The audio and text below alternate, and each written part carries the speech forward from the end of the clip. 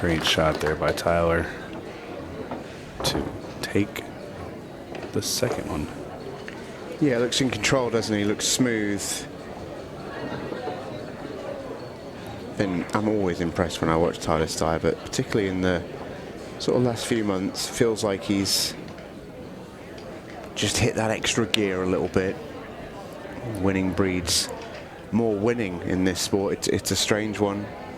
See here, he ran to the final of the Louisiana Open, which was our first Ultimate Pool USA event.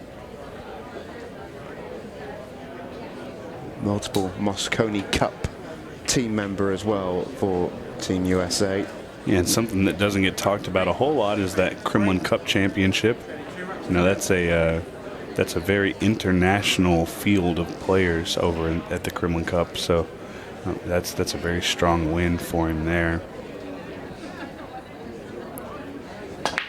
And sometimes in this world that we live in, this pool world that we live in, sometimes it's not always about who's the best, but sometimes it's about who's playing the best consistently.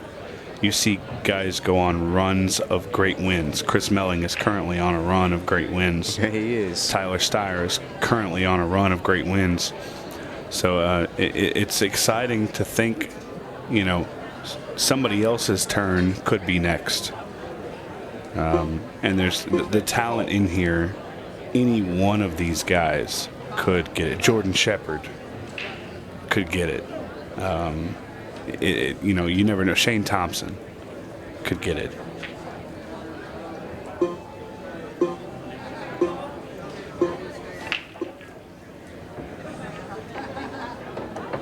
You know, it's a little wild to think about how good the talent is that we're seeing.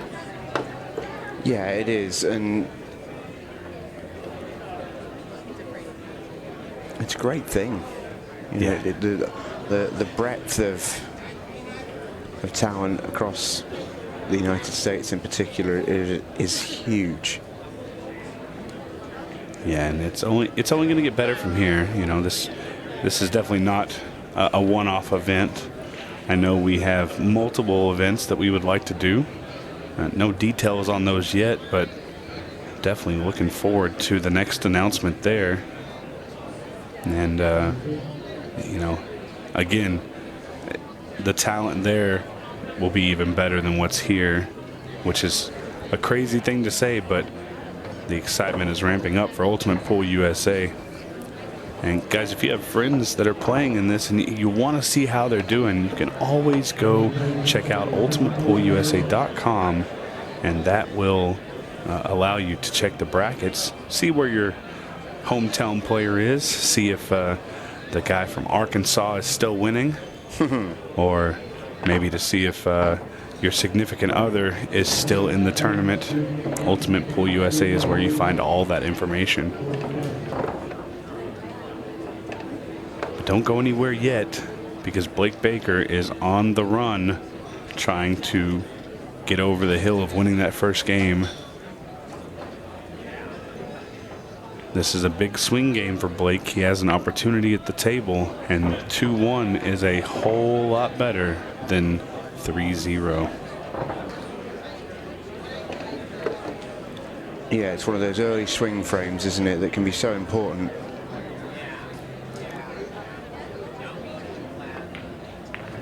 Something I used to talk about with one of the really good American coaches, Joey Gray, is it would be nice to see a stat of your cost.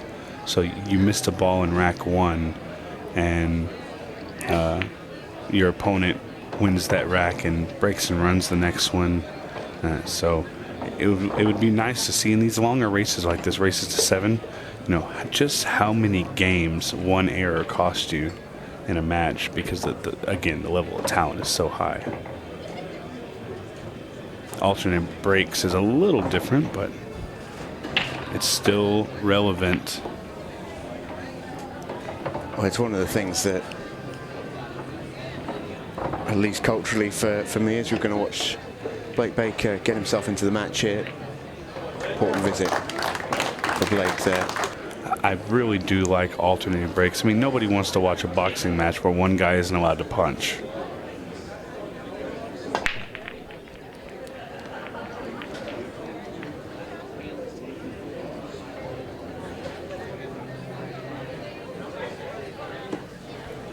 Big break here, but nothing falls. That sideball break was working well for Tyler just a minute ago, and here just seems to be a little dry.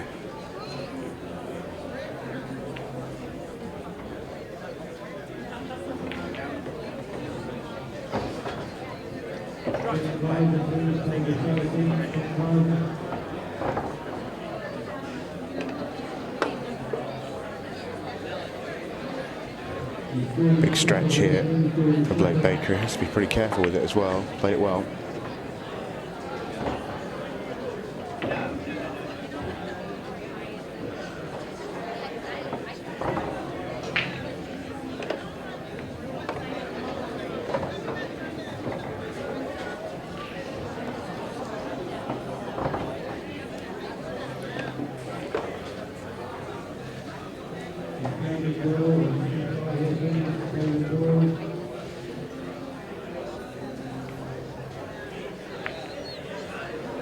Yeah, that's nicely played. This was a fiddly little visit for Blake. It's not getting any less fiddly, but he's kept going. Just lost the cue ball a touch on that one. Yeah, and that's one of those things that it's generally a very bad thing to lose the cue ball when you're playing somebody like Tyler Styer, but Blake has firepower when it comes to shot making. Look at there, just like that. Wow. And he's developed absolutely everything. I think the 14 ball now goes. It's definitely a little touchy, but I do agree with you. I do think that you can put it in the pocket, and even if you can't, you know, being able to block a pocket a little bit is never a bad thing.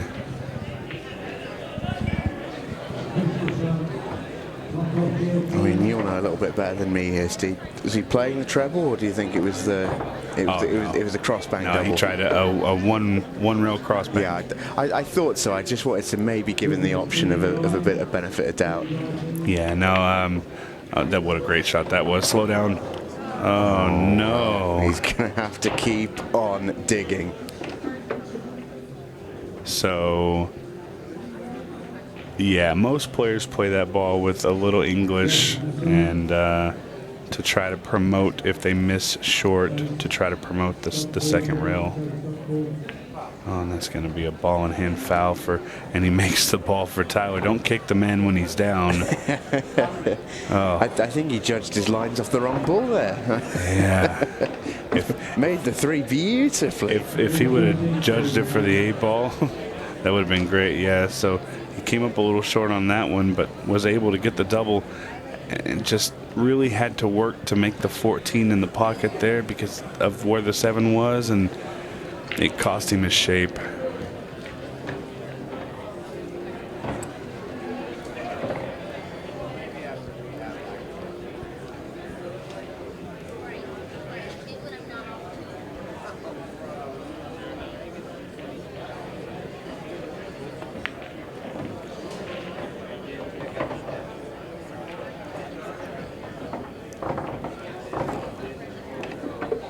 For anybody unfamiliar with Ultimate Pool USA and the format and how everything rocks and rolls, we are playing international 8-ball rules.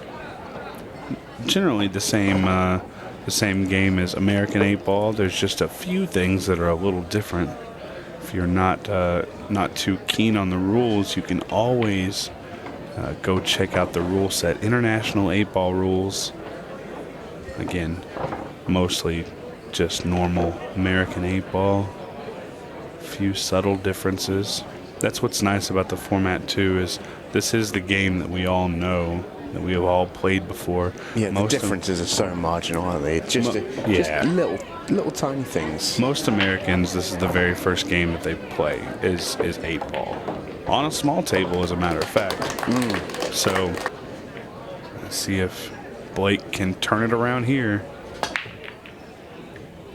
Oh, he's got a ball. I don't think this split's going to be nice. Oh, I think you'd rather have not made a ball there. Yeah. Who wants to play the first shot here? This is an awful, awful leave. Well, I know what 5-ball he's going to call first, shoot first.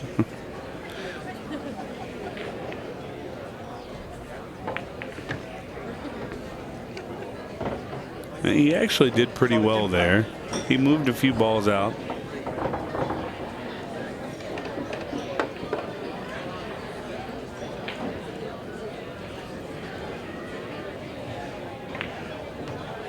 What I've really noticed about the last couple of days and watching people play on these in this Kansas City Open environment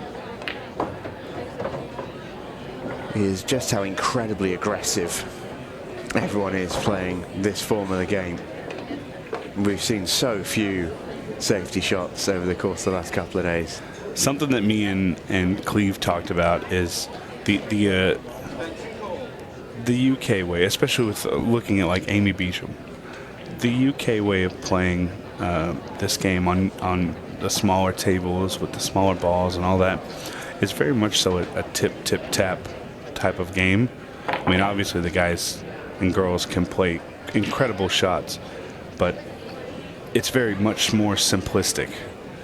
You want to make it as simple as possible, and so do we. However, because there are a little differences in the tables and the balls and all that, we tend to move the cue ball a little bit more, and in turn, when you're learning to play, it seems like the promotion of just breaking the ball out is much higher. I mean, something that I've always heard is that 8-ball on a small table is a very easy game, and it's easier for the better player to get out. And I somewhat agree with that. Yeah, somewhat. It is definitely easier to get the breakouts and stuff like that. However, the crowdedness of the table, like in a rack like this, it also can make it harder. It tests your cue ball a lot. It really does. And we've seen that over and over and over again this weekend already. Even in this match already, the cue ball is so important, and it is easy to lose it on the smaller table with a lot of obstacles.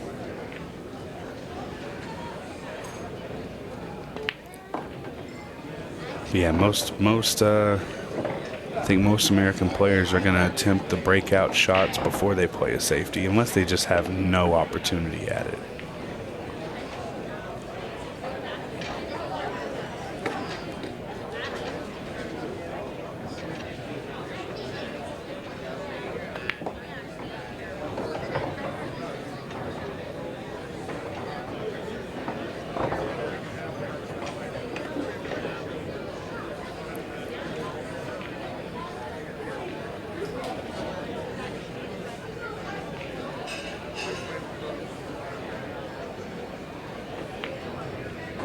There's a good shot by Tyler. He wants to go ahead and win this and just get through to that winner's qualification. One, he gets to go home a little earlier tonight. Gets to have a little bit of rest. Yeah, your day's done if you win this match. There's definitely a bit of motivating factor there, I'd say. You know, and I imagine Tyler would like to go back to his hotel room, call the wife, ask her how her tournament's going, and just sit back and chill in the hotel room maybe. And of course, I'm sure Blake Baker would like to have an early night, because I believe the loser of this match has still got at least one, maybe two more matches. And that's one of the oh no, Tyler with a really tough break there, sent the cue ball one rail straight into the corner. I do like the TV table being tighter, and somebody asked me earlier, they said, why don't you recover all the tables? I said, well, you know, it's not quite cost effective for the host venue. It's a little tougher to do because we want to make sure that we do get the tables right. And that the other thing is that they said, well, why wouldn't I want to play all my matches on the TV table? Well, you can, but there's an extra little risk in there. The outside tables are not timed and do not have a shot clock. It runs on an unofficial shot clock. So if you get on the outside tables, no shot clock for the most part, no match clock, and no chance of a 6-ball shootout. And so being on the TV table has its ups and downs, but all in all, this table's playing pretty great. And the outside tables are playing good. They are just a little bigger on the pocket size. Oh, Blake. I'm not sure if he wanted to roll back that far. I do think it makes things a little difficult. Just had a little bird in my ear. Just tell me that the loser doesn't play until tomorrow morning.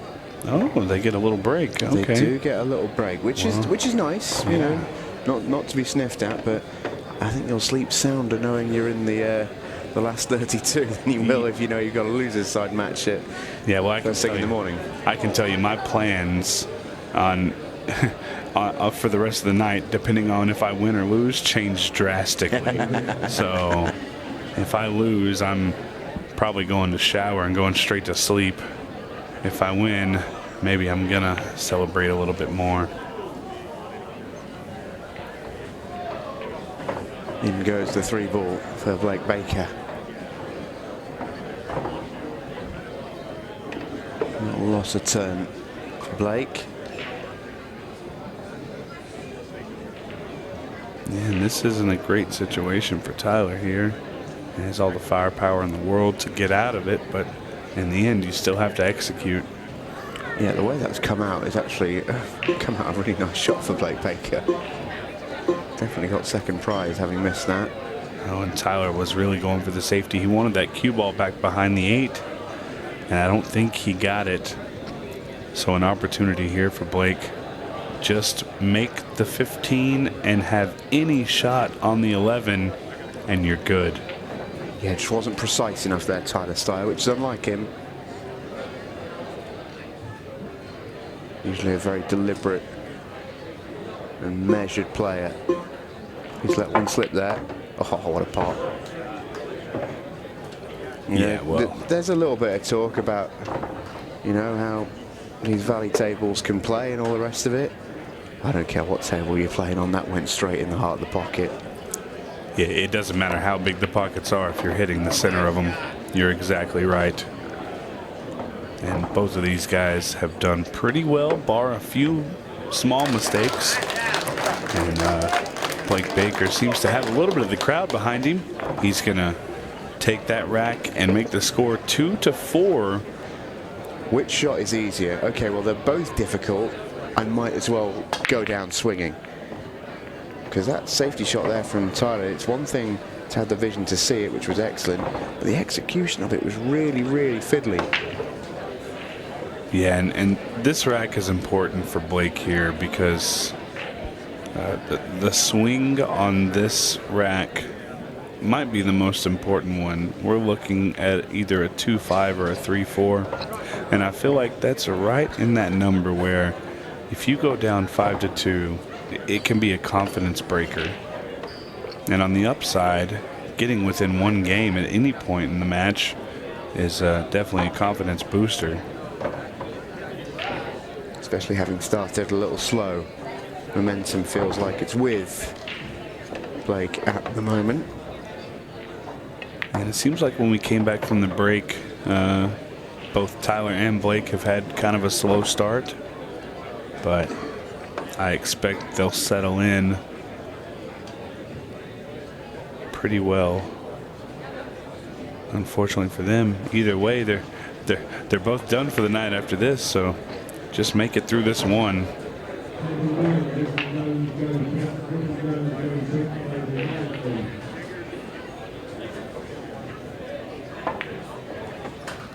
And he's hit this really well.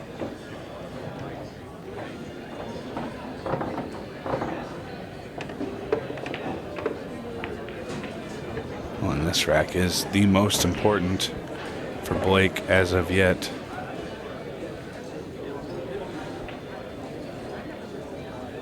This could start his comeback.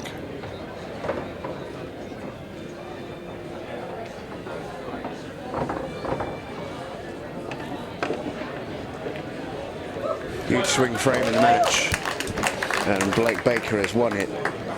Big break for Tyler. Needs to keep the cue ball on the table at all cost. Makes a ball. The cue ball stays up. We've got a fight on our hands. Tyler Styer absolutely has a great opportunity at this run out. I think I like the stripes here.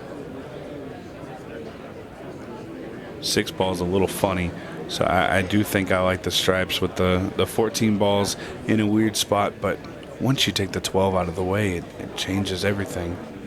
He's just got to work out how to get around these balls.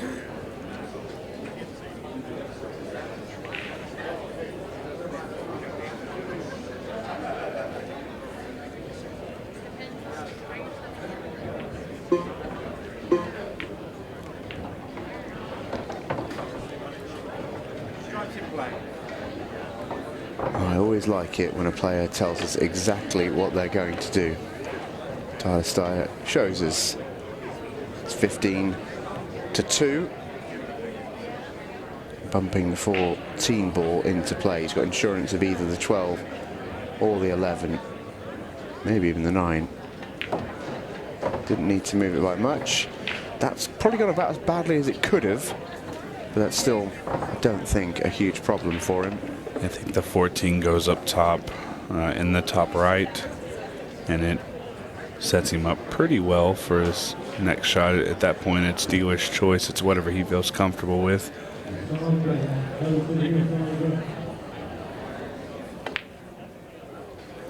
Well, I mentioned it ran about as difficult as it could have for him.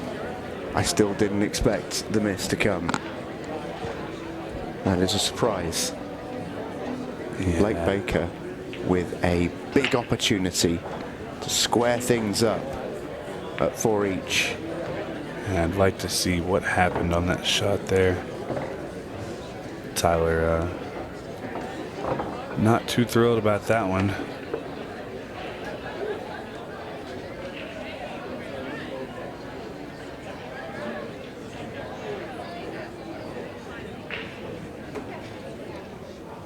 And Blake got to be feeling good. He's getting an opportunity to table it that he shouldn't have had. He needs to make the most of it. 6 balls still tricky. He's going to take it out of the way right now. Oh no. Oh. That's okay. Yeah, that's going to work. The 7 ball has a pocket in the side. And really, at this point, just getting a good shot on his next ball should put him in prime position to win this rack. Doesn't have to be perfect shape, just something.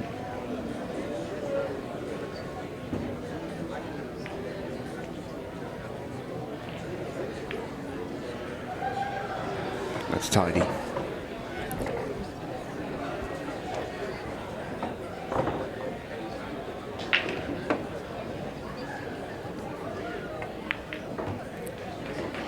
Oh, that just kept on rolling.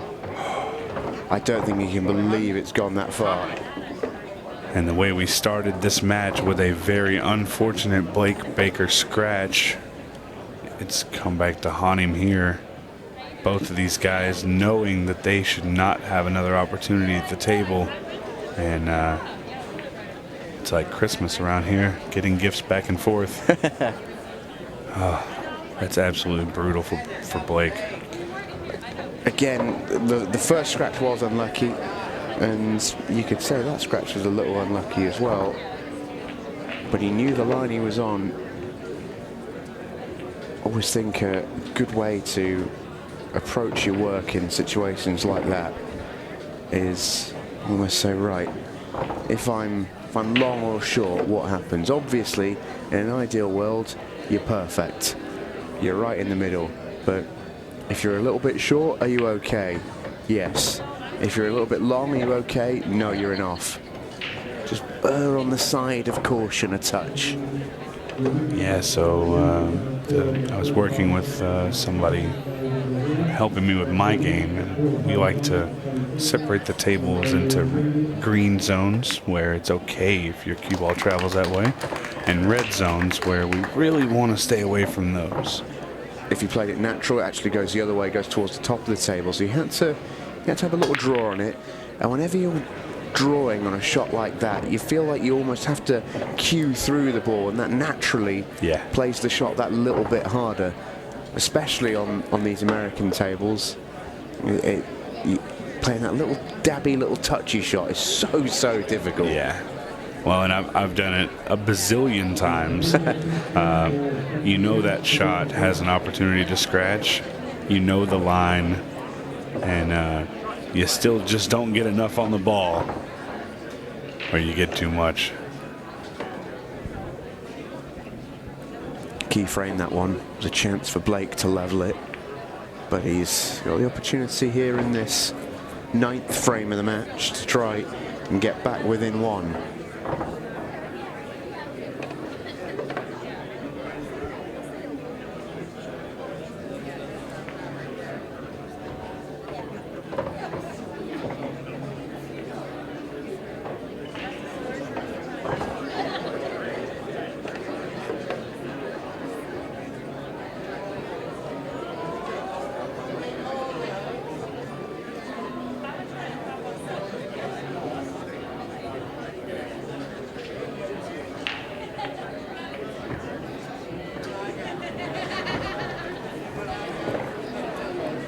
Blake here, it wasn't really the best opportunity on the break, but he's made pretty well on it.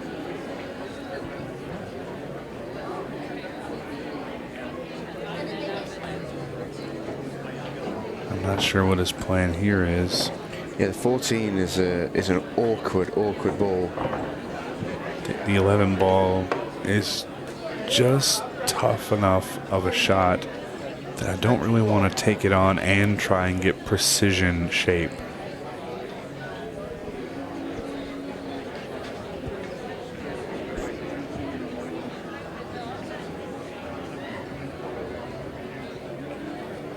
I'm just trying to think how on earth you connect these two balls. It's really tough. I think ideally he wants to come off the 11 and clip the right side of the 4 if you're going to do anything. That's not exactly what I saw, but it's going to work out for him. It's now makeable, but you still have to go through the process of making it. It's not the easiest shot in the world. Yeah, this is certainly missable. But Blake looking very confident. Oh, and it just sneaks in. Now, does the 8 ball pass the 2? Because if it doesn't, this shot becomes infinitely harder into the side pocket. You're sending the cue ball. Luckily, there's blockers there, but it's so easy to miss this. Oh, and he nailed it right in the center of the pocket. Yeah, it's a lovely shot. I actually fancied him for it, you know, because it's all just about getting your line, and once you were confident that you had the line, the pot, those 2 balls covering the side pocket there actually were really handy, because your biggest worry on a shot like that is you can't control the cue ball because you're so short and so thin. So another rack going to Blake Baker could put this in that 10-minute range. I do still feel like we won't get anywhere near a 6-ball shootout. However, the 15-second shot clock could have a say in this match. Definitely is in play at this rate, especially with Blake Baker coming to the table now. He has an opportunity to tie this up 5-5 against Tyler Styer.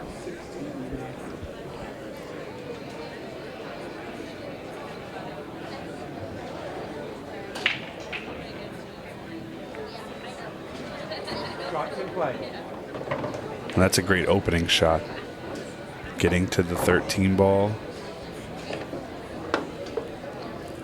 Showing us exactly what his line is. 13 to the 14.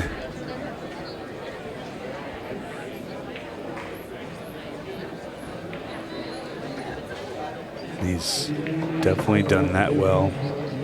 Now he's got a clean opportunity here to shoot the 14 into the side pocket. The 12 ball, or the 15, I can't tell which one it is. It's a 12. If he does clip it, oh, never mind. Yeah, I think that was the safer bet, was avoiding the clip. I actually like the clip because I think it opens up your 9 ball, but it doesn't matter now because Blake's really hitting this ball well.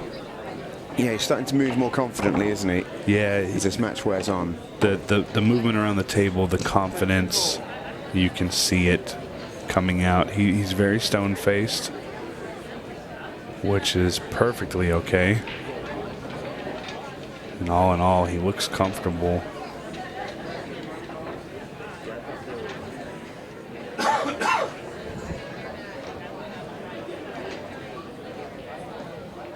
I only wonder if he is able to take this rack, how comfortable he'll be when the clock is half of what it is now.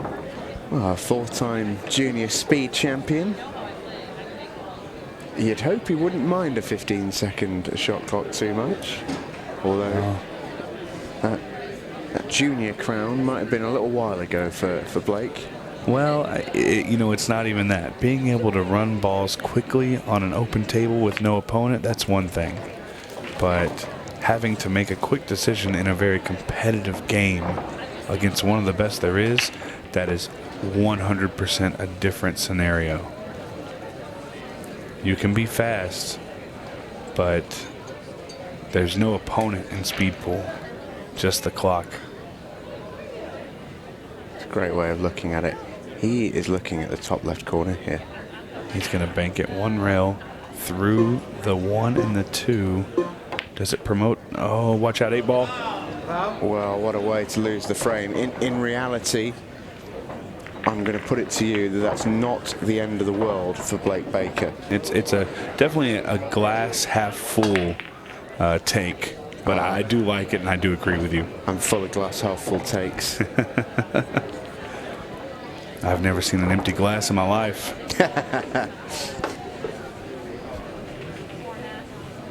Generally because I just get a refill, but you know.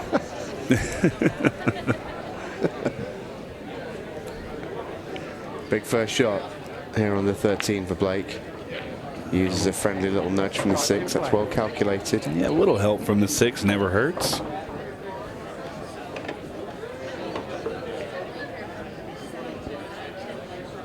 Now we're in a similar situation that we were in last rack, but I think it's a little easier to get out here. Not as touchy as the last rack. And Blake Baker taking his time making a decision. This is what I like to see in this arena because I think some people are misconstrued that 30 seconds is hampering on your play. And it can be, but for the most part, it's a lot of time. It really is. Yeah, and it's always been the way. Whenever, shot clocks have shrunk, there's always been that little bit of resistance and reticence. But 30 seconds is a nice time. It really is. We've seen that in the UK scene over the last 10 years. 30 is A-okay. Loads of time on 30 seconds. And if you run into, a really tricky shot, that's what extensions are for. But I definitely think there's an element of players who can slow themselves down, but to their own detriment, really. Sometimes you don't need to check the angle 14, 15 times and convince yourself that something doesn't go or does go. Very, very true, Stephen.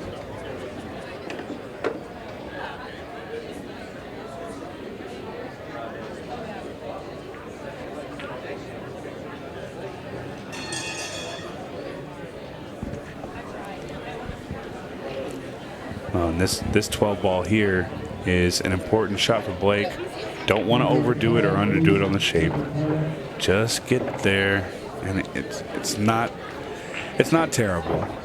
Let's call it what it is. It's a cut opposite of the way you're going. So kind of a back cut into a corner pocket that's 4 inches. It could be a lot worse. It's definitely not a given. I do like the fact that Blake is giving this ball a lot of respect. Hot pocket, never in doubt, and we have ourselves a ball game. But if you find yourself into it, well, we're going to force a result, force you to play that little bit quicker. Well, you know what I like in this too, and this is an interesting stat that I don't think you're going to know. So this actually reminds me of baseball. When baseball goes into extra innings in certain leagues, they actually start a runner on second base just to put a team in scoring position. And so, like you said, it's just a way to speed up the game when you've pushed it to its brink already. Yeah, and it can work as both an incentive and a deterrent. Well, and this will be, I believe, the last shot of that 30-second shot clock. But it goes to show as well, you know, we've got 2 players here in Blake Baker and Tyler Styer, who, neither of who I would suggest have ever, at one point during this match, buzzed around the table. And this is going to be the penultimate frame. Oh, not again. Oh, my goodness. He is having the worst luck with that cue ball going into the pocket. Oh, that's so unfortunate for Blake. I mean, that's crazy. He's never going to want to see a cue ball scratch ever again after this one. And I mean, really, just the bad luck on those 3 shots in the beginning, in the middle, and now in the end. It's really disheartening. Well, we'll try and show you that again. Here it is. So unfortunate. Well, I just don't think he expects it to keep going. Yeah, He thinks that's stopping half a foot short of where it ended up, which was the middle pocket. yeah, it's just you know, just has to tighten up the cue ball just a little bit.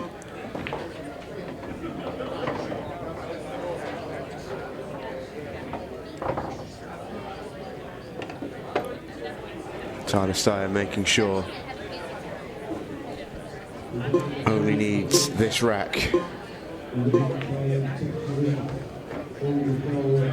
Yeah, and we are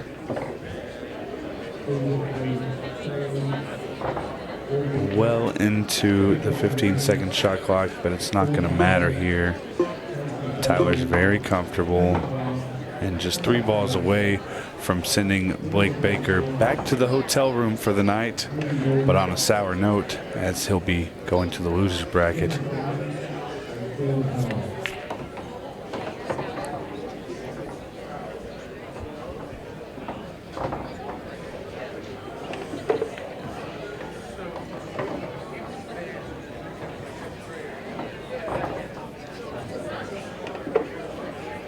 And this is going to be it. Blake Baker having a little fun with Tyler Styer there, bumping the cue, also as a sign of concession, and just having a good time there. And Tyler Styer is going to take this match down. What a beautiful outcome, and we will get a word from him here in just a minute. More Ultimate Pool USA right around the corner.